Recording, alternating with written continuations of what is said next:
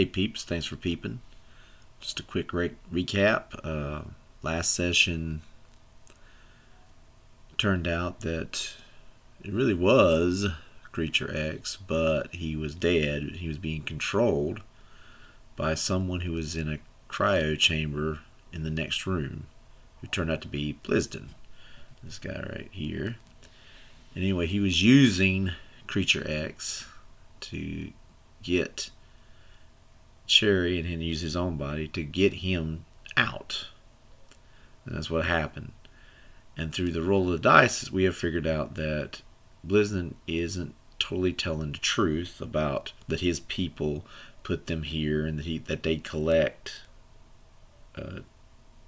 telepaths or people with psionics. They take them and put them in cryosleep and hold them until they want to use them.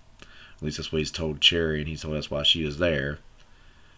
And that they also like to protect species that are fixing to go extinct and try to take them somewhere else to keep their species alive. Now, we don't know if that's true or not, because we know that most of what he's saying isn't true. But Cherry doesn't. Cherry believes that full on. She's wholeheartedly sold on it. I went ahead and gave them a bond of 5 so far, because right now she probably doesn't trust him 100%, but I guess he's all she's got, so she's going along with it.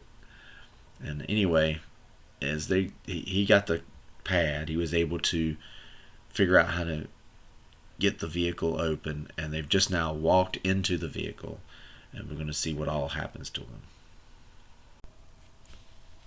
So we're going to use our good friend Alone in the Dark to go ahead and see what is Blisden up to, what is going on with him. So we're going to do the D666 to find. We're going to do it twice, like we've done before. I'm going to put them out there. Well, let's just use that. That's the hundreds. That's 500. 43. So that's 543.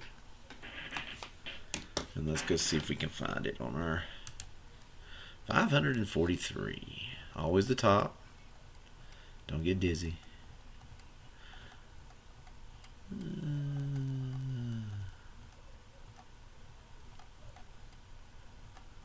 don't think we've done that one before. Oh no. Oh, what's this? Let's see if you see it where my mouse is.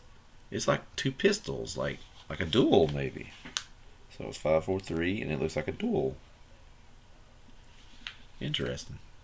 Hope this doesn't end up like my Traveler game where I keep having to fight duels and almost losing. I did lose the first one. But anyway, let's try that again. We'll clear these out. And we'll put in for the hundreds. 200. 34. 234. We'll see what we get on that one. Go back. 234. Oh, we gotta be getting close now.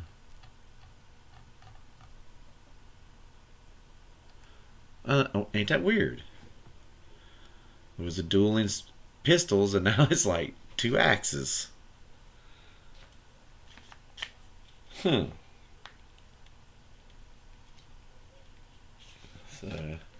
let me think on that for a moment, and I'll be right back.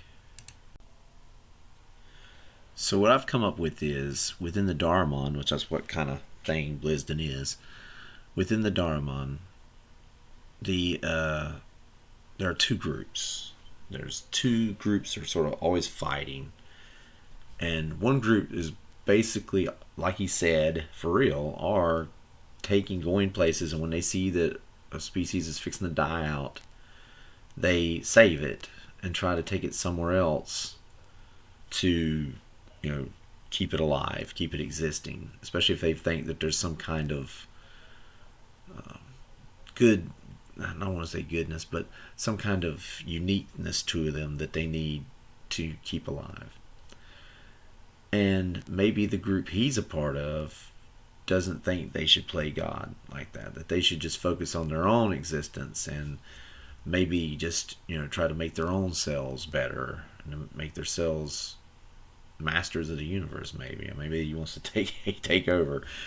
I don't know that part yet, but either way, at one point or another, he's come head to head with these people. Maybe he was a leader of this other group, and they must have captured him, and they must have imprisoned him on this dead planet, and they must have just keeping him there. So more than likely, those other people that he didn't want to release were the people that were supposed to be guarding him. And I'm not really sure why they would have put themselves in stasis, but maybe something was happening with the planet and they didn't know how long it was going to be before anybody got there to save them, and that's what they were just waiting on. Now, I think he believes, because of the way the axes are crossed, I think he's got it in his head after he saw what Cherry could do, and probably through Creature X's mind, he's thinking, she could help me. So he's probably going to lie to her to get her to go back with him to take over. He's going to use her to control her to take back his place as leader of that rebel group, and maybe just take over the Darmon in general. So I think that's where we're at. I think that's what he's going to be up to, and we as the players know that, but Cherry does not. So we'll see if she ever figures it out. So anyway, once they get inside the ship, once he's got it started, he comes in. He walks over to the the pilot's seat, and he gets himself situated. And he starts typing away. He's moving his little tentacle things around, tapping at the keys. He's getting stuff initiated, and he says, Cherry, you might want to go ahead and sit down. It won't take long for me to get this going. And she's like, so we're leaving? And he's like, yeah, we're leaving this place. There's no sense in staying here. We're going to leave out of here, and like I said, don't worry about those guys down there, because they'll come and get them. I mean, there's already been an emergency thing sent out, surely, and they'll get here when they have a chance. So she says, okay. So she comes over to the front chair here, and she seats herself in. She's sort of watching the screen and watching all the stuff that's coming up. Let's check something. Let's see, can she read and understand what's on the screen? So we'll put the dice out.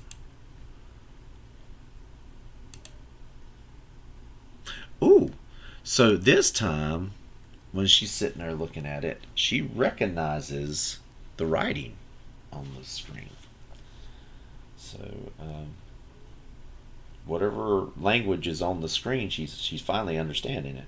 And before we checked on the cryo chambers, but she didn't. But whatever technology's here, she understands.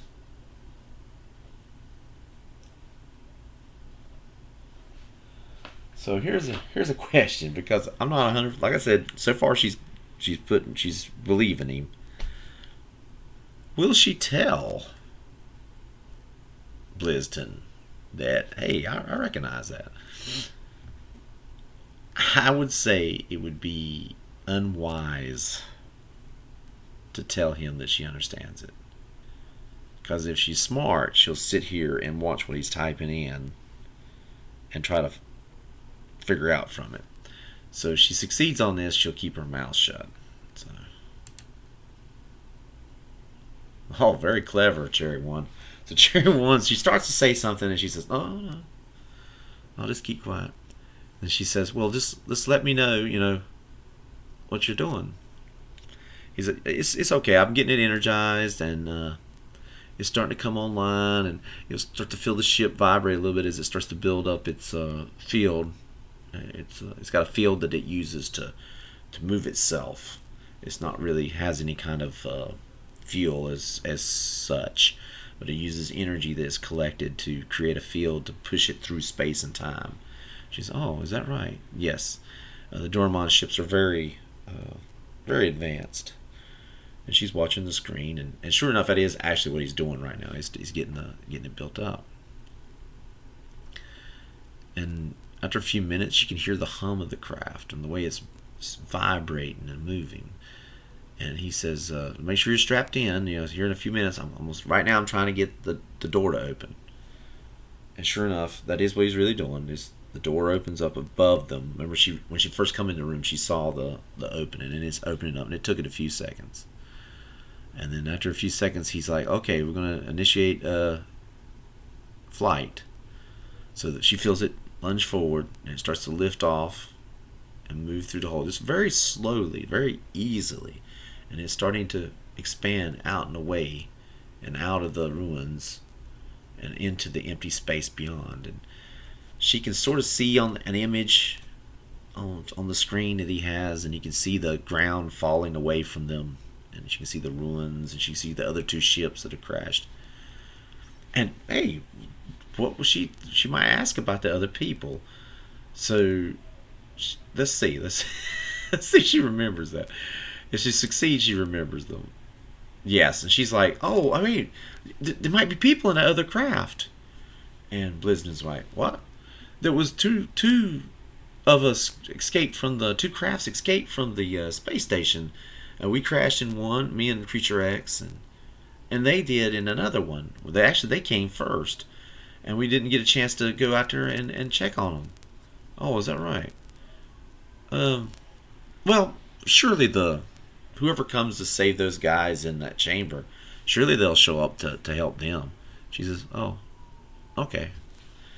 So about that time, they're moving on. They're starting to get further and further away from the planet, and it's not long, probably about 10 or 15 minutes. The planet is like a speck, right? And then she's watching the screen very carefully, and he's been trying to set up some kind of communication with the base. As you can see, it's referring to a base, and she's guessing it is that. And he's poking in all kinds of codes and stuff for an override of some sort. And the next thing you know, it passes, and it says initiate self-destruct, and she can read it, and she understands fully what it's saying. And let's see if she keeps her cool. Come on, Cherry, you've been doing good so far. Good. She keeps her cool. She doesn't say anything. But about that time, she sees a flash, but he turns that screen off. And then he says, he starts to say something, and she can feel the jolt. She says, "What was that?" He says, "Oh, nothing." He says, "There was a little interference, maybe some debris from that space station y'all were in. I think we're headed back towards that way." And then she can see the readout at the bottom of the screen. The self-destruct of that base was performed, and that more than likely that entire planet was destroyed. Cherry 1 sits there. The fear of what has just happened, that Blizzden activated that self-destruct, destroying that planet, and those innocent people that were in that other craft. She wonders what other things he's capable of doing. She can almost understand him killing those people that kept him captive, but to kill those innocent people that had nothing to do with it. The fear runs over her. She realizes she's trapped in this craft with what was obviously a madman. During that point in time, has she built up enough nervous reaction to unleash a new memory? So let's put the dice out there. Remember, we give her an advantage on that because of her nervous nature. Put down 1, 2, 3, and then we're going to roll them. She gets in. No, she didn't release any memories, but she is scared at this moment. So let's see. I wonder if Mr. Blizzden can notice. We'll give him a standard roll. Put him out there. Then we're going to roll him. Nope, he is oblivious. See, it's like he can't even pick up on her emotions. I'm wondering if he even fully understands them. So he starts to talk, and he says, "Well, Cherry 1, we can just sort of relax. It's going to be a while before we get to where we're going." And Cherry 1 musters up her. Let's give her a roll. Can she muster up enough to sound like she's just okay. No. So she's got sort of a crack to her voice. Okay. Where, where are we going? So he's kind of hearing that. Does he pick up on the fear? Yes. It's okay. Don't worry about this craft. We know how to. I've got this under control. You don't even have to worry about anything. I mean, you don't have to worry about. I've done this probably a million times. I know everything about flight. Is that what you're worried about? She says, "Yeah, that's what I'm worried about." And she says it convincingly enough that he sort of, okay, that's why she's scared. She's scared of flying. He says, "I'm guessing. I know you don't have any memories, but I'm guessing you don't remember ever flying on your own world." And she's like, "No, not really." So she says, "But where are we going?"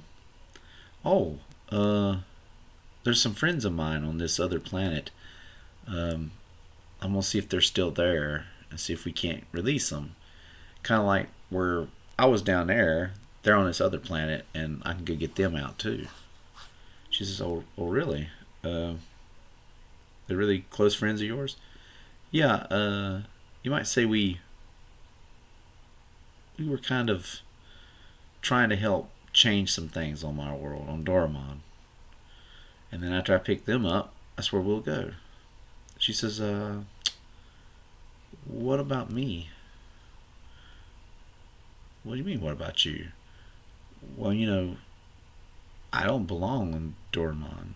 I don't know where I belong, but I don't belong there. Where are we taking me?" So, I don't know. Where you want to go? She said, "Well, if you could figure out where my homeworld is, I would like to go there." "Well, I'll tell you what, when we go to that other place where my friends are, I'm sure there's some memory banks or something we could check into so we can find out what you are or who you are, and we can take you back there if it still exists. Would you still want to go there even if it don't exist?" "Yeah, yeah. If the planet's still there, I still want to go there. Maybe I can help bring it back if it has been destroyed." "Oh, okay. If that's what you want, you sure?" "Yeah, that's what I want." So Cherry sits there for a few minutes, and she says, "Well, is it safe for me to get up out of the chair now? Can I move around maybe?" And he's like, "Sure, go ahead." So she stands up, sort of moves around. Unlike the other craft that they were in, this one has a gravity. She mentions that. She says, "Wow, this one has a gravity." He says, "Oh yes, this one's a little bit more advanced than the other craft that you crashed on."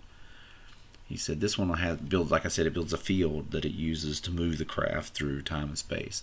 So it can also affect the physics inside here. So there is gravity. It should be equal to the average gravity, gravity field you should be used to. Especially if you were on a space station, it's probably the same as it."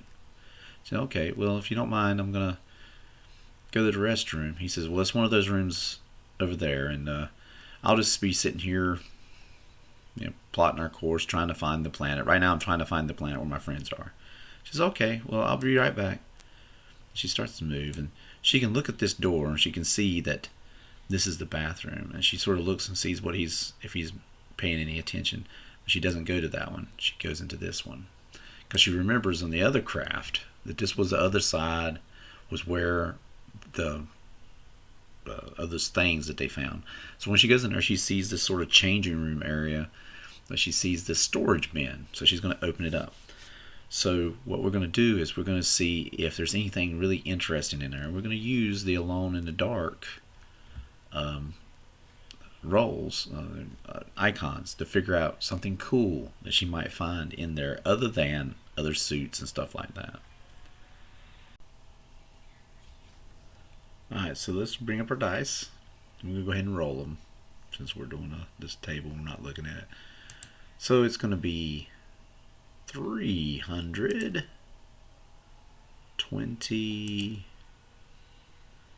322. And I always write these down so I don't forget them. 322. So let's go see what that looks like. Whee! Like I said, don't get dizzy. It always makes me dizzy. 322. 30. Ooh. Like a crown of thorns. That's interesting. A crown of thorns. Or some sort of crown. It's not necessarily thorns. Alright, let's go back and give another roll. So this one's going to be 621. 621. Was that the one we got last time? Nope. 621. So that's further down. We're halfway there. Let's see. 621. These really are good little icons. You can really read a lot into them, really. What did I say? 21. Yeah, 21. Oh. A little magical wand there. I don't know if y'all can see that. That's kind of cute. A crown of thorns and a magical wand.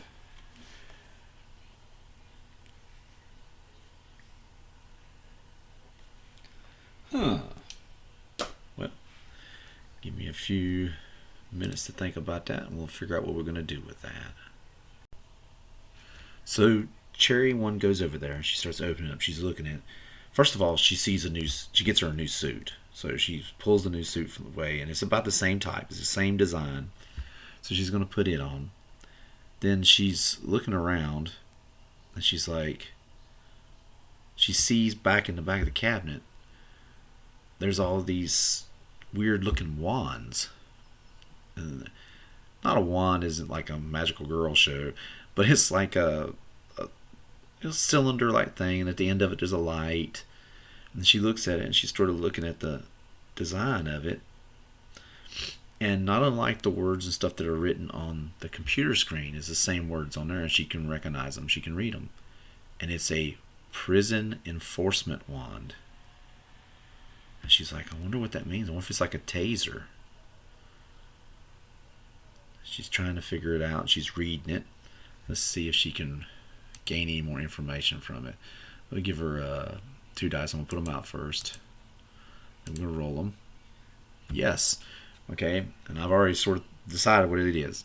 She reads it and it says it's to neutralize prisoners who have already been fitted with a device to stop them, to make them just drop in their tracks if they're trying to get away. So basically she's figured out that the prisoners have something in them that if they try to do something against the guard, they can push this button on this wand and they'll fall to the ground. And she's like, oh, well, this could be useful because obviously Bliston is a guard.